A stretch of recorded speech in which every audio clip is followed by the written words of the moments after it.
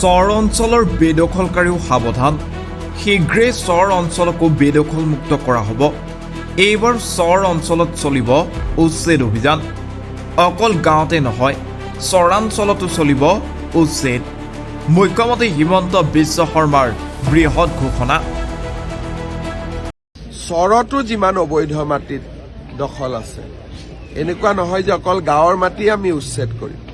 এটা সময়ত চৰতো যি অবৈধ বেদখল আছে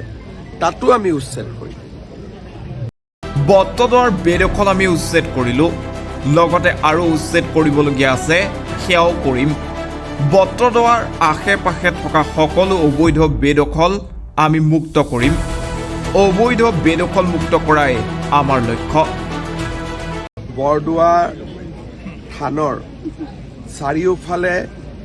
আমাৰ বেদখল আছিল বেদখল উচ্ছেদ হৈছে আৰু কিছু কৰিবলগীয়া কাম বাকী আছে আৰু আমি পৰ্যায়ক্ৰমে কৰি কৰি গৈ থাকিম আমাৰ এটা লক্ষ্য আছে যে আমি যিমান মাটি অবৈধভাৱে দখল আছে আমি সেইখিনি উচ্ছেদ কৰিম ৰামপুৰ সত্ৰ মহাপুৰুষ শ্ৰীমন্ত শংকৰদেৱৰ পঢ়াশালী আছিল তাত মই যিমান দূৰ পাৰোঁ কৰি আছোঁ আৰু আপোনালোকৰ বিশেষ যদি কিবা অনুৰোধ থাকে যে ইয়াতো কৰিব লাগে ডিচিক ক'লে হ'ল ডিচিয়ে কৰি ল'ব হ'ব ধন্যবাদ